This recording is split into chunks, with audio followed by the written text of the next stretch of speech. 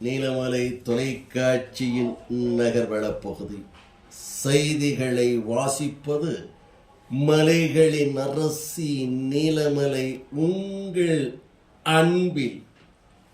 இன்றைய நகர்வள பகுதியில் நாம் காணவிருப்பது தேவர் சோலை பேரூராட்சிக்கு உட்பட்ட இடம் மச்சிக்கொல்லி. இந்த மச்சிக்கொல்லி பகுதியில் வனங்கள் நிறைந்த பகுதி, காடுகளும் சோலைகளும் வனங்களும், அதே நேரத்தில் விவசாய பெருமக்கள் நிறைந்து வாழும் பகுதியாக இருக்கிறது. சிறு குறு விவசாயிகள் இங்கே நெல் பயிரிடுகிறார்கள், காப்பி பயிரிடுகிறார்கள், பாக்குமரம் பயிரிடுகிறார்கள், தேயிலை தோட்டம் பயிரிடுகிறார்கள், மலை காய்கறி பயிரிடுகிறார்கள். இப்படி விவசாய மக்களும் தொழிலாளர் மக்களும் தோட்ட தொழிலாளர்களும் நிறைந்து வாழக்கூடிய பகுதி தேவர் சோலை பேரூராட்சிக்கு உட்பட்ட பகுதி மச்சிக்கொல்லி. இந்த மச்சிக்கொல்லி வனங்களை ஒட்டி இருப்பதனால் இங்கே வனவிலங்குகள் அதிகமாக இருக்கிறது.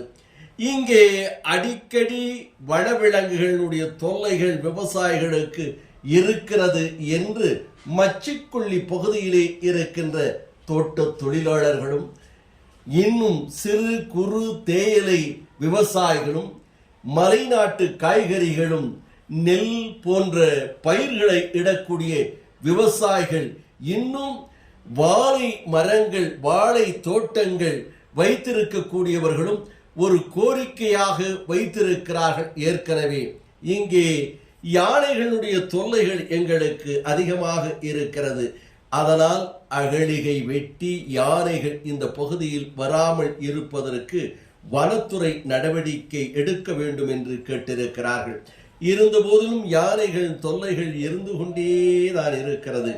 இப்படி நேற்றைய இரவு நேரத்தில் அங்கே ஒரு காட்டு யானை இந்த மச்சிக்கொல்லி பகுதியிலே வந்திருக்கிறது. காடுகளிலே உணவுகள் இல்லாத காரணத்தால் என்று அங்கே இருக்கின்ற மக்கள் தெரிவிக்கிறார்கள். இப்படி வந்த யானை அங்கே இருக்கின்ற பாக்கு மரங்களை உண்டு தின்று மகிழ்ச்சியோடு செல்வது வழக்கம். அதை போல இந்த முறையும் வந்து ஒரு பாக்கு மரத்தை உண்பதற்காக சாய்த்திருக்கிறது. சாய்த்த வேளை மழை பொழிகின்ற வேளையாக இரவு நேரமாகவும் இருப்பதன் காரணமாக உயர் மின் அழுத்தம் செல்லுகின்ற அந்த மின் அழுத்தத்தின் மரம் பாக்கு மரம் சாய்ந்திருக்கிறது. அதை உண்ணச் சென்ற யானை மின்சாரம் தாக்கி அது உயிரிழந்ததாக அந்த பகுதியிலே இருக்கின்ற மக்கள் தெரிவிக்கிறார்கள். ஆகவே இது போன்ற அகழிகை ஆழமான குழிகளை வெட்டி யானைகள் வராமல் தடுப்பு குழிகளை அமைத்திட வேண்டும் என்றும், அதை போல மின் வேலிகளை அமைக்க வேண்டும் என்று அந்த பகுதியிலே இருக்கின்ற விவசாயிகள் நீண்ட நெடிய காலமாக கோரிக்கையாக வைத்திருக்கிறார்கள். இது போன்ற அவருடைய கோரிக்கையை வனத்துறை புறக்கணிப்பதினால் இது போன்ற உயிர் சேதங்கள் ஏற்படுகிறது. யானையினுடைய ஒரு உயிர் என்பது எவ்வளவு முக்கிய தத்துவம் வாய்ந்தது. அந்த யானை ஒன்று உயிரிழந்திருக்கிறது.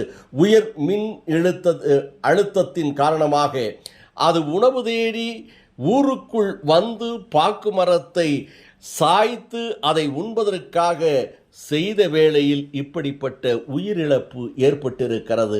இதை பார்த்த பிறகாவது வனத்துறை நடவடிக்கை எடுக்குமா?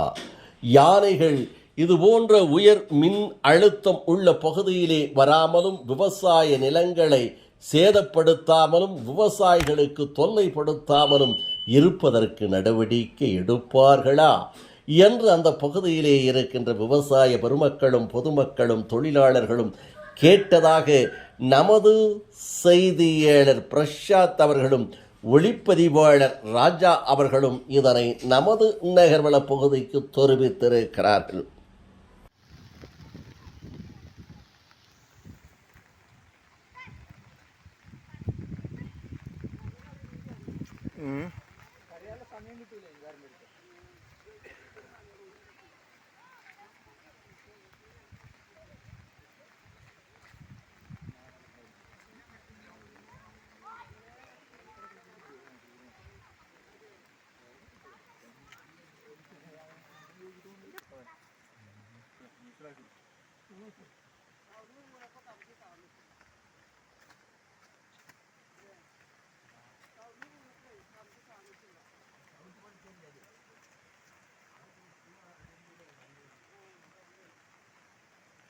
இத்தோடு நகர்வளம் நிறைவு பெறுகிறது.